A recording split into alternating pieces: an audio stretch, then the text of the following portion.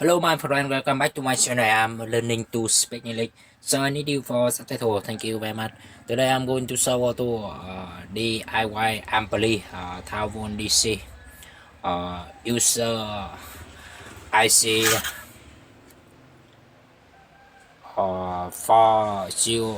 4010 by television LC.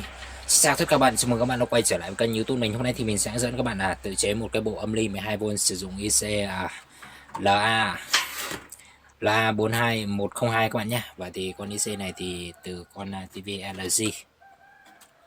Bộ thực tế đây là toàn bộ cái phế vị của nó này các bạn này. Và thì chúng ta có thể xem qua sơ đồ trước khi chế cháo các bạn nhé. Bộ thiết kế đây là toàn bộ cái sơ đồ của em nó này các bạn này.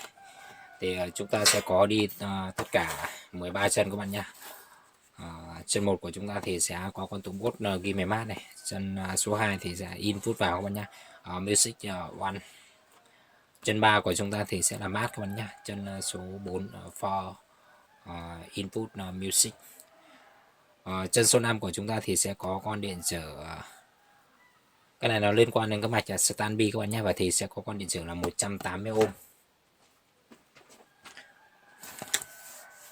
Resistor 181 con điện trở 180 ohm này các bạn này. Con này sai nhé, con này bỏ nhé. Thì chúng ta sẽ sử dụng con điện trở này để cấp điện áp ở chân 5 cho các mạch standby hoạt động các bạn nhé. Ok, chân số 7 của chúng ta thì sẽ là nguồn các bạn nhé. VCC DC Taiwan input 7.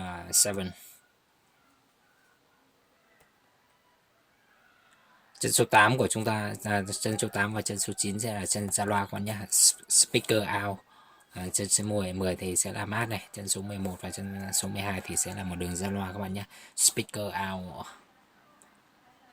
Chân số 13 chúng ta sẽ bỏ ra các bạn này. Ok, thì sẽ để sơ đồ cho bạn quan sát một lúc nhé. Sau khi quan sát xong thì chúng ta làm cơ sở dữ liệu để chia sẻ qua nhé.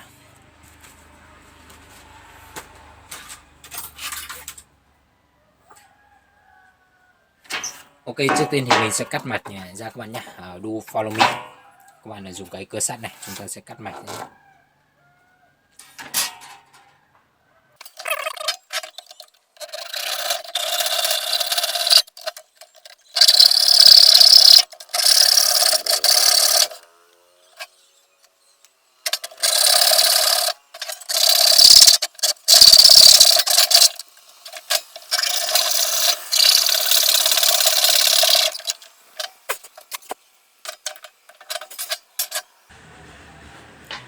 Rồi ok, mình sẽ tiến hành cắt mạch sang ngoài này các bạn này. Và thì chúng ta sẽ đấu nối các bạn nhé. Ở đây thì các bạn xác định cho mình cái chân nguồn này, VCC in 7. Thì các bạn xác định cho mình con tụ to nhất này thì sẽ là chân nguồn nhé. Và thì mình sẽ sử dụng cái nguồn máy tính này các bạn này. VCC Taiwan DC. Tên thì sẽ câu nguồn cho nó các bạn nhé. Zero Taiwan.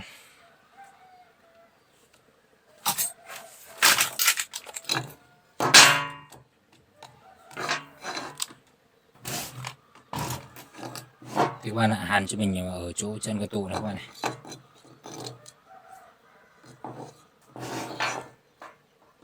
Thì chúng ta sẽ sử dụng dây vàng các bạn nhé. Dây vàng thì sẽ là nguồn 12V.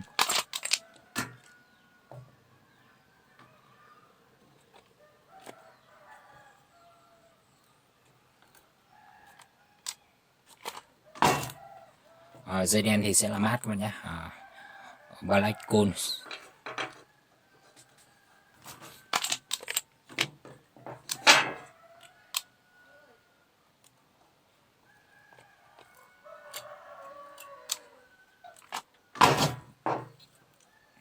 Ok, như vậy là mình đã cấp xong nguồn cho nó này các bạn này. Và tiếp theo thì chúng ta sẽ câu chân ra loa các bạn nhé.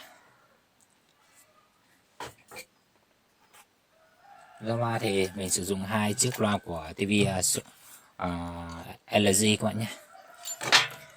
Speaker by television LG. Television LG. Thì chân ra loa của nó thì sẽ là chân số 11, 12 các bạn nhé. Out speaker.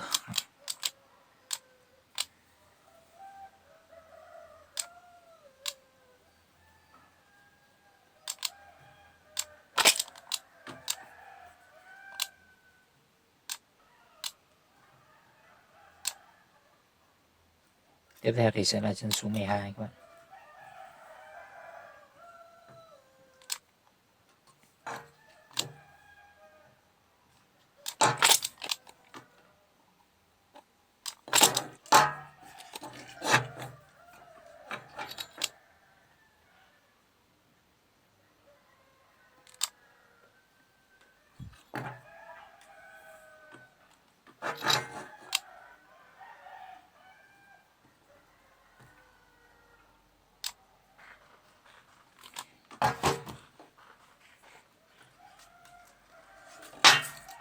Tiếp theo thì sẽ là chân số 8 và chân số 9 các bạn nha.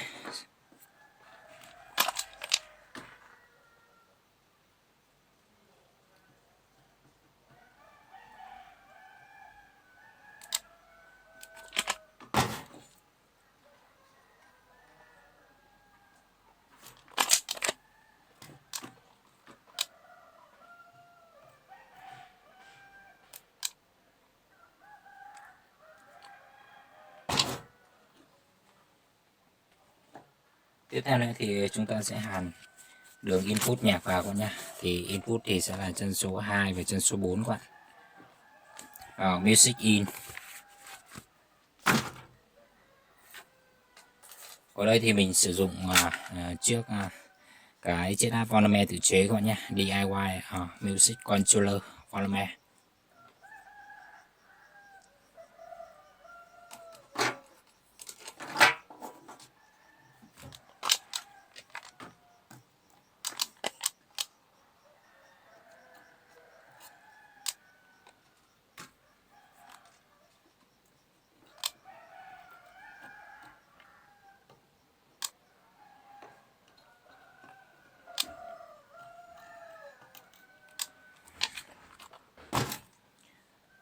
Ok, để cho mạch nó hoạt động thì các bạn cần cấp nguồn vào chân số 5 này các bạn này, file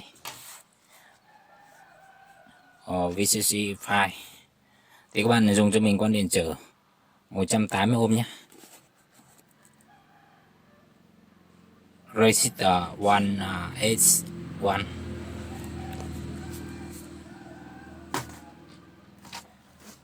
Ok, thì các bạn cấp nguồn vào chân số 5 các bạn nhé.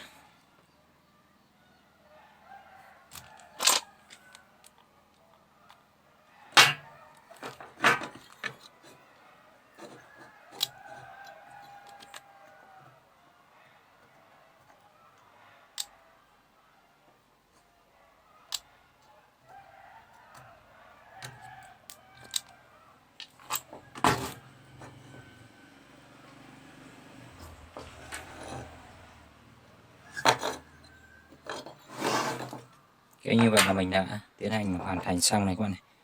Và thì chúng ta có thể cấp nguồn và test thử các bạn nhé. Trước khi test thử thì mình sẽ xem mạch của chúng ta đầy đủ chưa các bạn.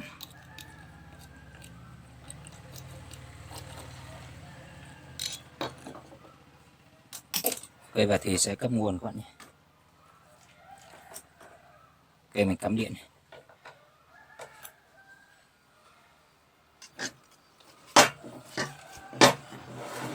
Rồi thì chúng ta có thể xem test thử loa các bạn nhé.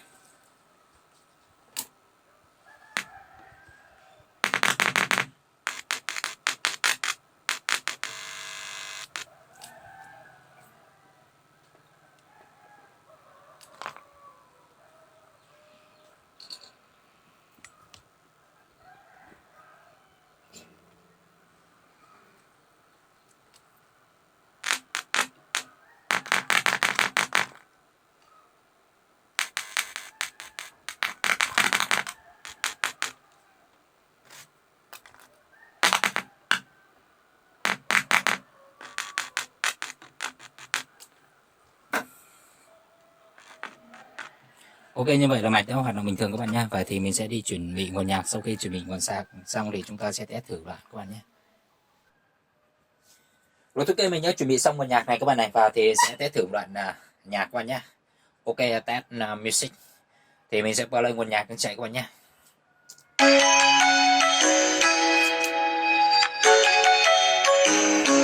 Ngoài ra thì chúng ta có thể to nhỏ đây các bạn nhé. Vặn bé này, tăng này. Come and fly away with me. Come and fly away with me. Come and fly away with me. Come and fly away with me. Come and fly away with me. Come and fly away with me. Come and fly away with me. Come and fly away with me. Don't you be afraid, everything will change. You and I, jumping off the edge. They say dreamers never die, so come and fly, come and fly, come and fly away with me. We're rising, we're falling, we're making through. We're climbing, we're soaring, 1,000 views.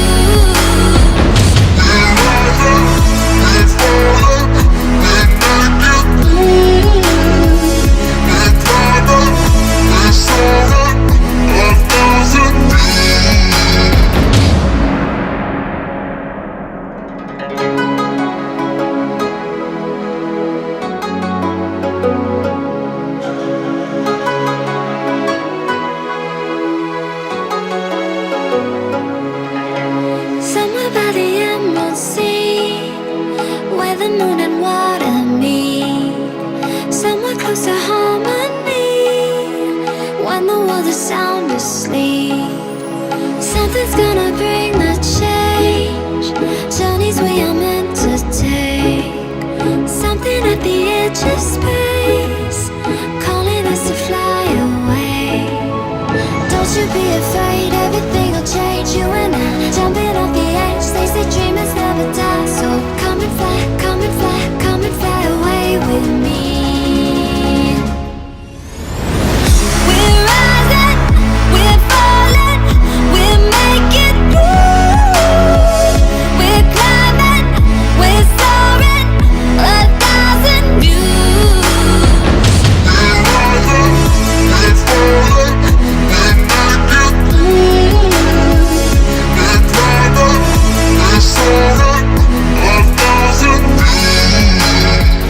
fly away, come and fly away, come and fly away with me. Come and fly away, come and fly away, come and fly away with me. Something's gonna bring the change, journeys we are meant to take. Something at the edge of space, calling us to fly away.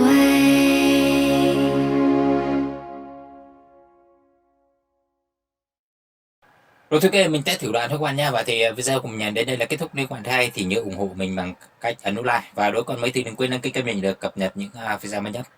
Xin chào, hẹn gặp lại các bạn những video lần sau. Thank you for watching video. Goodbye, see you again.